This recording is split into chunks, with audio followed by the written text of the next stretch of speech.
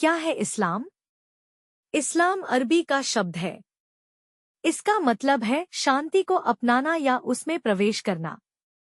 इस लिहाज से मुसलमान होने का मतलब उस व्यक्ति से है जो इंसान से लेकर परमात्मा तक सभी के साथ पूरी तरह शांति व सुकून भरा रिश्ता रखता हो। इस तरह इस्लाम धर्म का मूल स्वरूप यही है कि एक ऐसा धर्म जिसके जरिए एक इंसान दूसरे इंसान के साथ प्रेम और अहिंसा से भरा व्यवहार कर ईश्वर की पनाह लेता है। इस्लाम धर्म के प्रवर्तक कौन थे? इस्लाम धर्म के प्रवर्तक हजरत मोहम्मद साहब थे। उनका जन्म सन 570 में हुआ माना जाता है। भारतीय इतिहास की नज़र से जब भारत में हर्षवर्धन और पुलकेशियन का शासन था, तब हजरत मोहम्मद अरब देशों में इस्लाम धर्म का प्रचार प्रसार कर रहे थे। इस्लाम धर्म की बुनियाद कुरान, सुन्नत और हदीस है। कुरान वह पवित्र ग्रंथ है जिसमें हजरत मोहम्मद के पास ईश्वर के जरिए भेजे संदेश शामिल हैं। सुन्नत में मोहम्मद साहब द्वारा किए गए कार्य बताए हैं। वहीं हदीस ऐसा ग्रंथ है जिसमें मोहम्मद साहब के उपदेश शामिल हैं।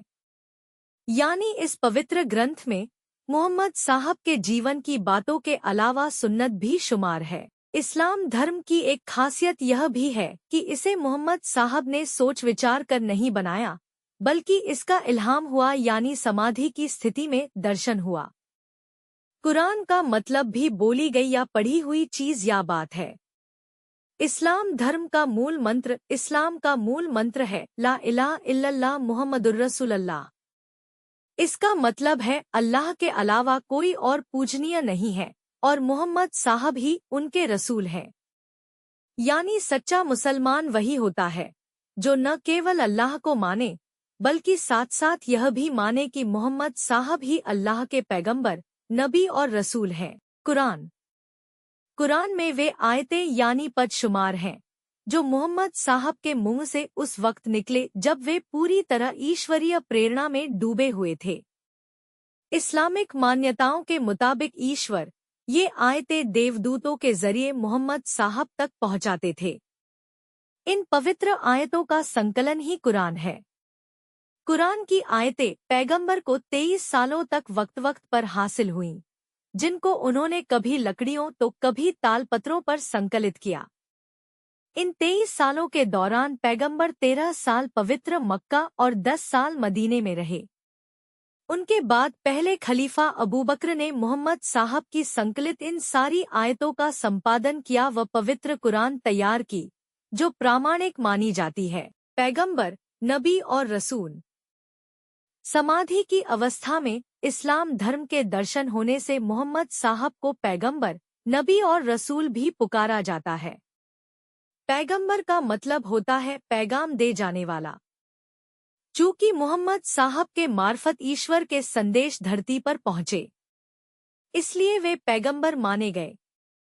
दिव्य ज्ञान को उजागर करने वाला नबी होता है। पैगंबर के भी ऐसा ही करने से वे नबी हुए। रसूल का मतलब भी भेजा हुआ या दूत होता है। मोहम्मद साहब भी ईश्वर और इंसानों के बीच धर्म के दूत बने। इस्लाम धर्म के 5 कर्तव्य। इस्लाम धर्म मानने वाले को 5 धार्मिक कर्तव्य पूरे करना जरूरी है। कलमा पढ़ना, ला इलाहा इल्लल्लाह मुहम्मदुर रसूलुल्लाह। इस मूल मंत्र के जरिए यह मानना, स्मरण करना और बोलना कि अल्लाह एक है और मोहम्मद साहब उनके रसूल हैं।